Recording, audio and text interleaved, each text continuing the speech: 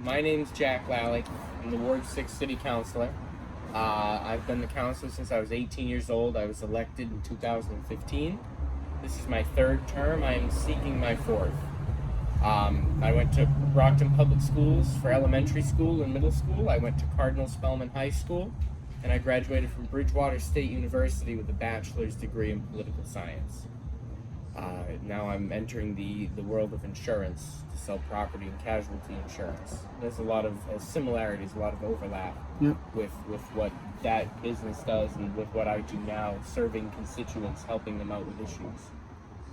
So, I'm here to introduce myself, to answer your questions, and, to do what I can. Well, I think a good use for the Shaw's Center would be some kind of a community center. It's not as centrally located, but it is near the highway, so people can get off the highway and they can stop by on their way into the city and learn more about Brockton. They have the facility available. It's city-owned already. It does not receive nearly enough use for what it is. I think it has tremendous opportunity. And some of the big assets, like I said, is because it's city-owned. We don't have to buy it. We don't have to build it. We don't, we already maintain it. Nothing else needs to be done that we're not already doing. So it saves the taxpayer money, and it also is basically just ready to go. I know that the Shaw's Center has been under an agreement with the people who own the Brockton Rocks. They sort of manage both of them. And I know that's coming to a close, so that's part of why its fate was sort of locked in until recently. There wasn't really anything we could do. With that changing, that opens up a lot of opportunity for the Shaw's Center. I know that some councilors considered making it the new home of Brockton's Senior Center, which would of course open the Senior Center downtown up to some kind of a community center. But the seniors were determined to stay downtown, so that idea sort of dissipated. And the real big matter is, it comes down to advocacy and the opportunity. Yeah. So that's the thing. We've got a lot of issues that we're trying to resolve. So that's why you have to ask these questions and listen to what the candidates have to say, because everyone's got different priorities. Some people might care more about certain issues with business development or with growing our homeowner population. Less renters, more homeowners. They want to grow the apartments or downtown or various different things. I think a community center at the Shaw's Center would be a good idea, or some kind of community center somewhere.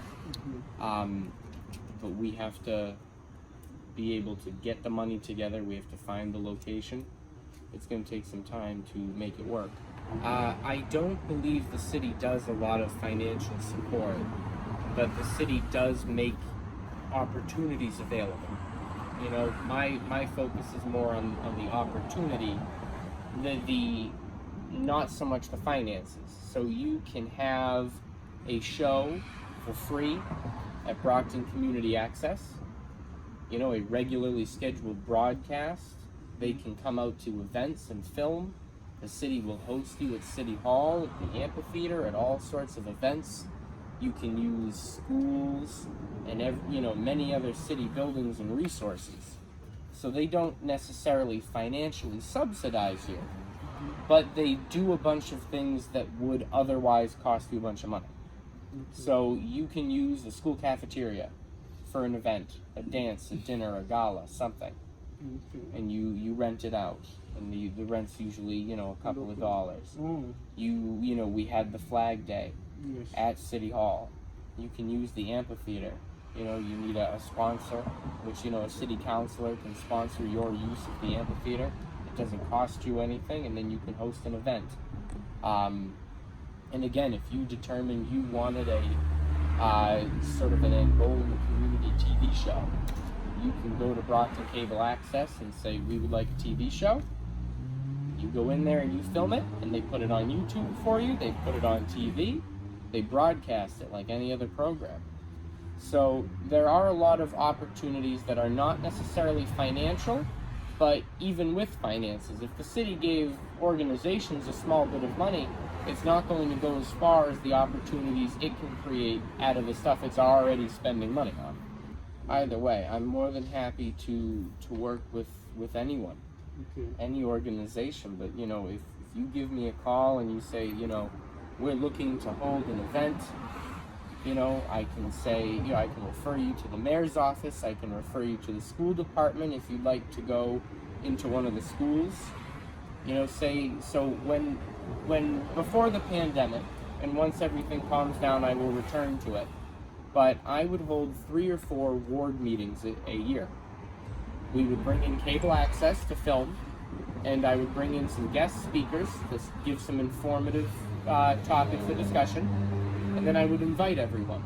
And I would reserve the cafeteria and the auditorium of one of the schools in my ward, and then they would come and they would tell everyone about what's going on, give them all this information, and then they would go, they would answer questions. So that is something, it's a facilities rental, it's, you go in and you talk to the superintendent and the woman in charge of the facilities. You sign off, that you want to use this space for this time, and away you go. So, if something comes up and I go, oh my goodness, this would be perfect for your association, I'd be more than happy to call you. I have your phone number. But my whole thing is, the number, I gave you all cards at the start. On the back of those cards at the bottom is my cell phone number. That number goes right to the phone in my pocket. I'll say it for the folks who are watching, 508-410-0330. The counselor's job is to be a representative and a resource. And we can't do that if you can't get a hold of us. I always joke, I'm running for re-election. I know what the job entails. I wouldn't put my number there if I didn't want you to call me. But that's it. So if you have a question or a concern, that's my job. And that's all the job of all the counselors. It will be operative, as long as I'm the counselor and beyond. They're not shutting that down, they can't. They'd have to, really, you'd have to rely on the fire station down by the Cumberland Farms, or up on North Main Street, closer to A.A.N.E. for Brockton. When they had real bad financial times, they talked about what they could do to save some money. And they looked at closing the Ashfield School, and they looked at closing the fire station. And when they looked at closing the fire station, we said this is unacceptable. The fire department doesn't want it closed. The neighborhood doesn't want it closed. Nobody wants it closed. So we kicked up a lot of fuss. They have no intention of closing it now. I remain ever vigilant on that, because we cannot afford to lose that station. And I worked with our school committee woman to keep the Ashfield open as well. Well, I will say, as far as things that have been interrupted by COVID, only one part of my job, really, I would say two parts of my job were interrupted by COVID. My ability to hold ward meetings, because you couldn't assemble in public and the schools were closed, and making private roads into public ways, publicly accessible streets. A lot of roads. So in Ward 6, there are 208 roads.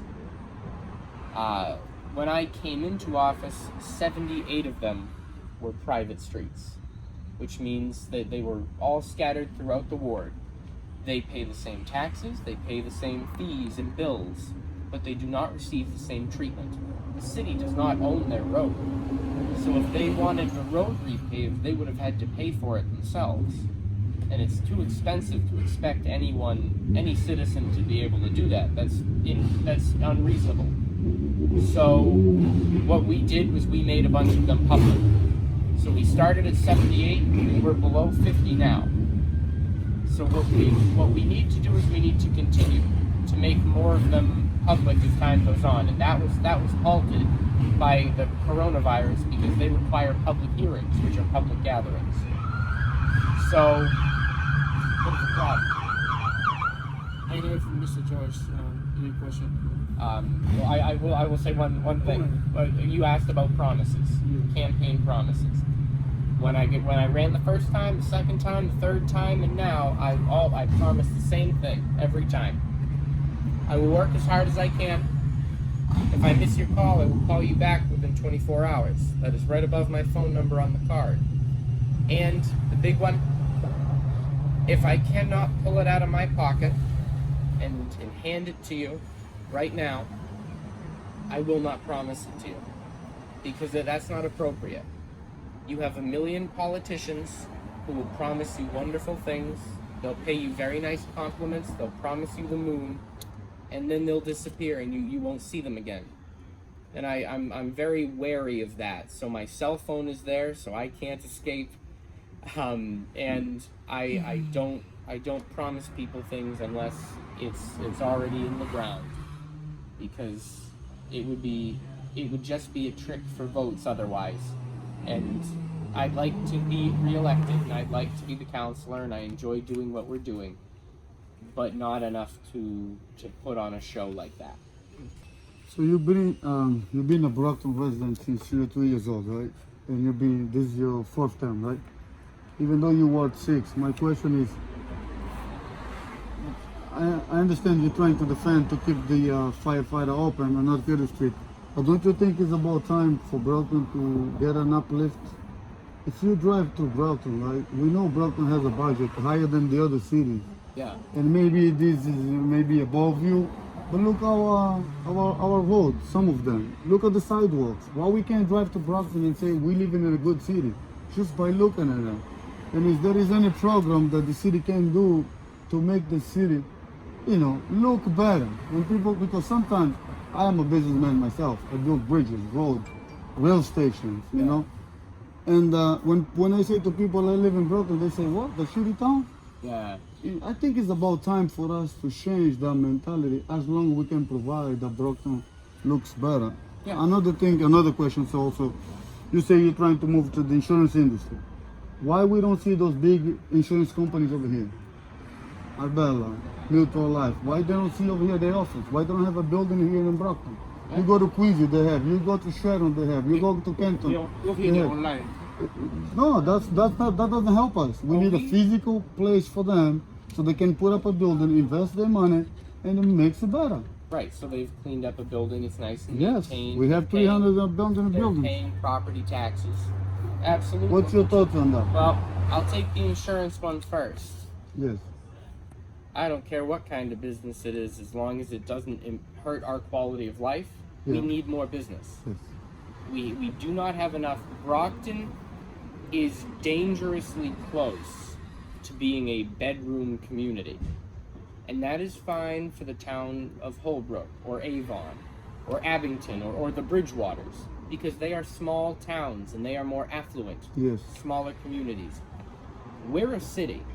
A city, the 7th largest city in the state, cannot survive by just being a place where you go to bed and then drive out of to go to work.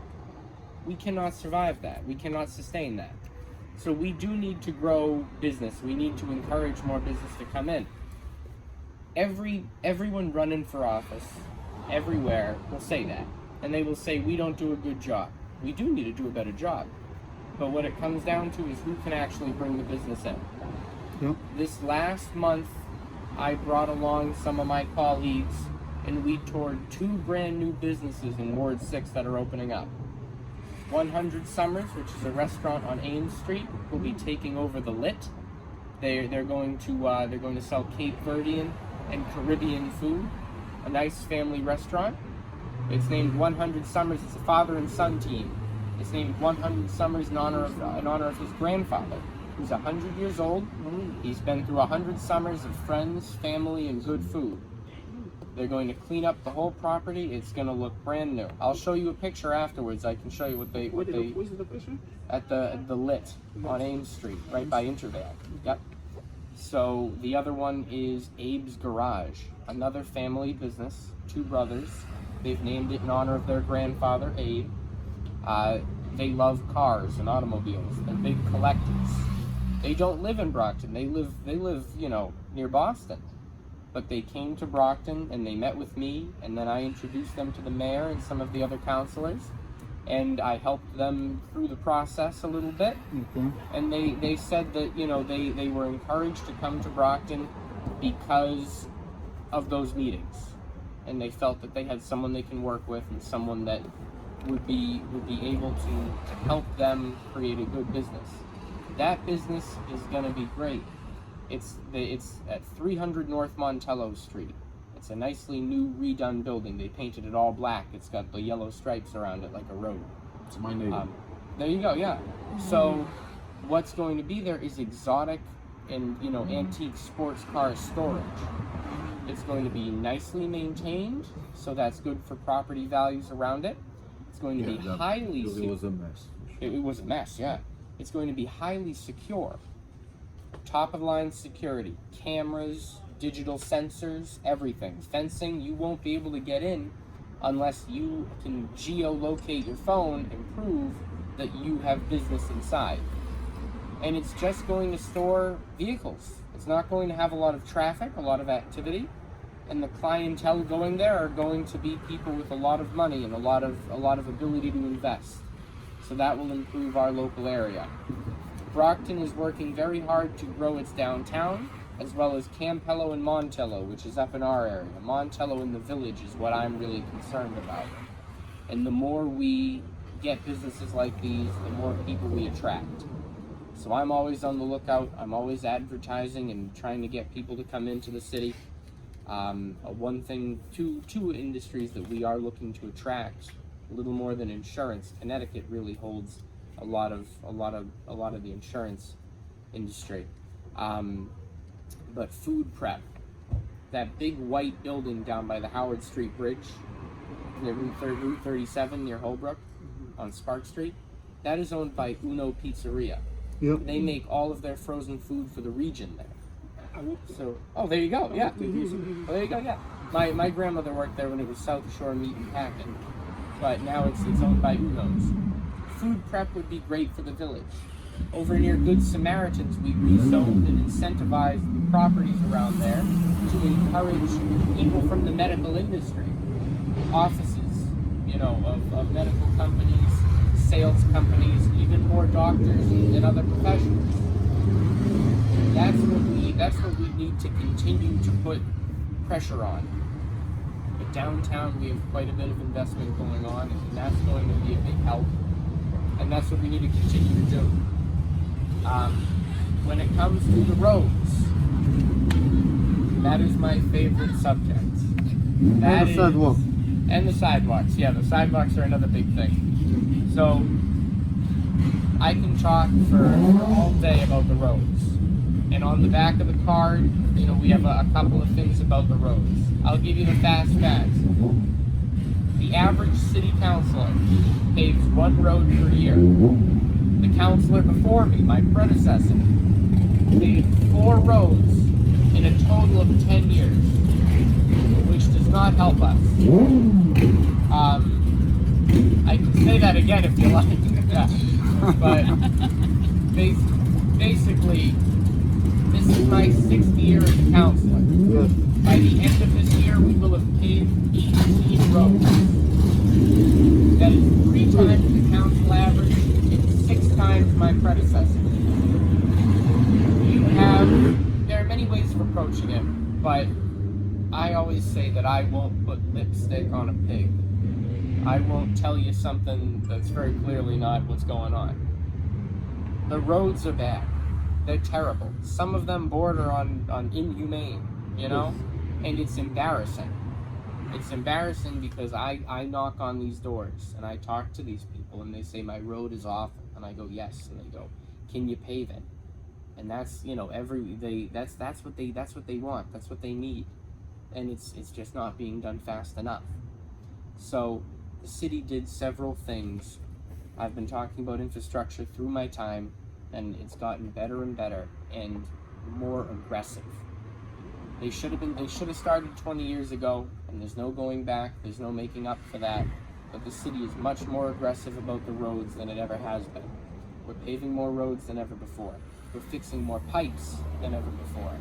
And we're doing everything else that needs to be done along with it, which includes sidewalks. Court Street to Abington, from North Quincy Street to Abington, has no sidewalks. There are many kids who live in those neighborhoods who walk to school. East Ashland Street needs more sidewalks. North Carey Street, from going down the hill and around the corner, right near to the left of your house there. No sidewalks either. No sidewalks. It's a blind, dangerous corner, Yeah. and middle school kids are trying to run across it every day. It's ridiculous. So they're looking to the state. They're trying to get some aid from the state, and I'm working with the city's engineering firm and some interns that the mayor brought in from the Harvard Kennedy School of Public Policy. They're trying to create a proposal for North Carey Street at A.A.N.E, where we will be able to sort of highlight what can be done exactly, specifically for that corner, to make it safe for pedestrians. And once that is done, we're going to go to the mayor and we're going to say, Mr. Mayor, this is a very big problem. You brought these Harvard Kennedy students in to help with these kinds of problems. So we like what they did, we like what they proposed, and we would like some money to get this done. Because otherwise you wait longer than really should be. But yeah, when it comes to the roads and to the pipes, we're doing a lot more than we ever did. We bonded out $5 million and increased our requirements on sewer pipes. We raised the level of acceptable quality, which put a bunch of our sewer lines in violation. We bonded out a bunch of money to replace those lines and repave the roads above them, like Hovenden Ave is the biggest one. We bonded out $19 million for water work, which is going to start on the Avon line and move south. Those water pipes that will be replaced under North Main Street and North Montello Street are as old in some places as 1856. Wow. Which is a really good bang for your buck. That's good. You got a lot of use out of that, but it needs to be replaced. It's not acceptable to be that old. Brockton has more water main breaks than anyone else. There are several things that we can do to really improve our infrastructure, and we are doing them now more than ever. I've been beating that drum. I've been saying infrastructure more than anybody else. We've been paving roads more than anybody else. It needs to be done. What we're doing now is better, but it's not good enough. Three roads a year, which is my average. I still represent 208 streets. I would have to be a councilor for 60 years. I like doing this. I'm running again, but I don't want to be there for 60 more years. There is a sports complex. It is on the web. It was purchased, the land was purchased by a man named Mark Rukas. He bought 11 acres of an area called Remuva Park. And he's been doing his own business there, making loam. And then he bought 22 acres of city land behind that, combining his area to 33 acres. His plan is to create a series of fields that you can rent and do whatever you like on. You can play soccer, they can put up goalposts for football, you can play lacrosse, they can even fix the lines and you can play baseball if you try hard enough. But that's one of the things he's offering. His original plan had a large indoor building as well, with a full-size adult soccer field inside of it.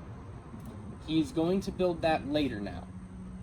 He's going through site plan review.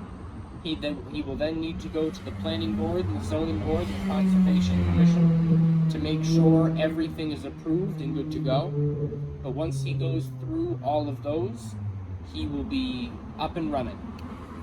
He's going to put in all of the outdoor fields and start making money on those. And he's going to have a small building for an office.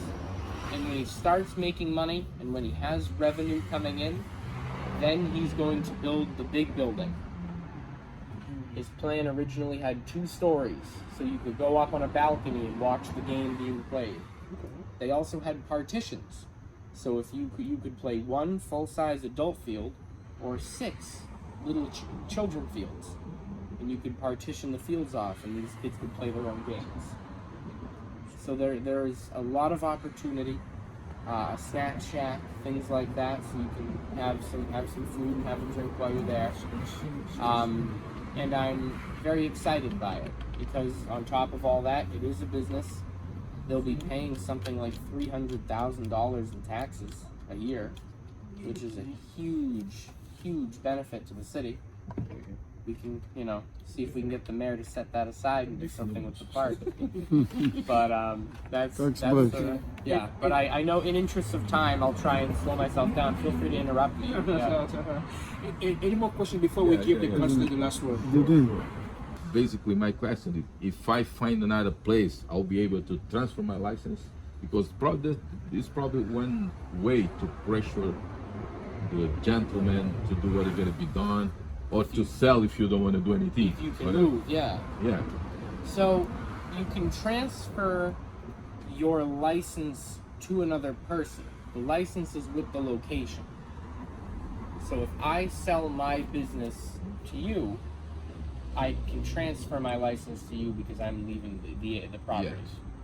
So Not what, the location. what you would have to do is you would have to buy a location that has a license and then transfer the license from the owner to you. I think, sort of cutting right to the very end, I think that we need to go back to the old ordinance. We had a situation where there were a lot of motor vehicle repair companies, a lot of garages, and there were a few of them that did not maintain their surroundings. They violated their licenses by having too many cars, or they would leave a mess, or they would do things that would aggravate their neighbors. They would create problems. The majority of the businesses did not create these problems. They ran themselves well and they held themselves accountable. But there were a lot of problems. So what was proposed was limiting the number of licenses. So that way, not any fly-by-night operation can just get a license. So that was the idea. I think that now we're running into unintended consequences and problems to it. I think the whole situation needs to be revisited, but at the end of the day, we should go back and remove the cap on the motor vehicle repair licenses. So you can give that one up and you can buy a new property and get a new one, which gives you more flexibility and you more autonomy because you run a nice business and we want to keep businesses like you in the city happy and invested. And the city would just need to use the power that it has instead of trying to find ways around that. If you run a bad business, if you violate your license, if you impact and endanger your neighbor's quality of life, the city has the ability to take the license away from them. There's a garage on Elliott Street, and that sort of building near the tracks there, right around the corner. Under the bridge. Yes, yeah. So the previous owners would leave their cars basically in neighbors' lawns. They would park it all the way up the street. They would make problems for the neighborhood. One of them punched a police officer when he came out to say, "You cannot leave your cars in the middle of the road." So the city council brought them in, and they said, you have too many cars. You are not complying with any city law. You are in violation of your license. We're going to vote to take your license away from you. Take it away, remove it, because you've done an improper job. Somebody else can then buy the building and apply for a new license, and we can go from there, but this business loses its license because it's doing a poor job. That did not happen. They realized that they were in trouble. They cleaned up what they were doing, and they sold to a different person. And that person bought the building and the license. And they maintain an operation that I've received no complaints about. That's totally different from the past. I drive by about every day. Exactly, yes. Completely different and better. Yeah, It's sure. better. So that's that goes to several things. Ownership, The man owns the building and he maintains it, and he owns the license and he keeps it up. And it also shows that we have the ability to affect that kind of change. So I think what the city council should do, instead of maintaining this sort of ban on growing the industry, we do have a crazy number of motor vehicle repair places and garage places, way more than you think we would. But if you want to open a business and you're going to make money, why would we stand in your way? If you're not going to hurt the neighborhood, what's the problem? So if you run a good business and you never get any complaints, I've never received any complaints about you or any of your neighbors up there on North Montello. Nobody has any issue. No. By all means, let you go right ahead. Mr. Councilor, your last word. Well, my last words And the are primaries are September 14th. the primary is September And election 14th. on November 2nd. Yes. So, what do you want to tell to your constituents? Well, September 14th and November 2nd, I hope to have your vote. Simple as that, you know. I'm proud of what we've been doing, what we've been up to. I really think we've made a lot of good progress and we have improved the city. There are still things we need to do, work that has to be done, and I think that, you know, we understand that, we know what that work is, and I think we're prepared to keep doing it. My big things are infrastructure, public safety, and fiscal responsibility. My 3 promises, as I said earlier, you know, I'm going to work as hard as I can. If I miss your call, I call you back, and I'm not going to promise you anything that I can't pull out of my pocket and give to you right now. Really, that's it. We're trying to get as much done as we possibly can. I will be by. I will be knocking on doors. I will be handing out these palm cards to people when I go door to door. If they have any questions, they can call me. My phone number again is 508-410-0330. My contact info is on the back. You can find me on Facebook, Instagram, Twitter. I'm the youngest councilor. I have to be on social media. It's one of the things you got to do. But my job is to be a representative and a resource, to represent my constituents and to help them with all the information and all the stuff I can find. So even if it doesn't deal with me, if you're not sure where it goes, give me a call. If I can deal with it, I will tell you. If it's outside of my jurisdiction, I will tell you, and I will tell you who to go to, and you'll at least have more information than you did going in.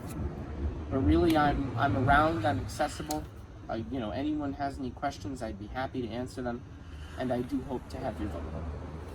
Thank you very much. Thank you. All right, time for a picture. Oh yes.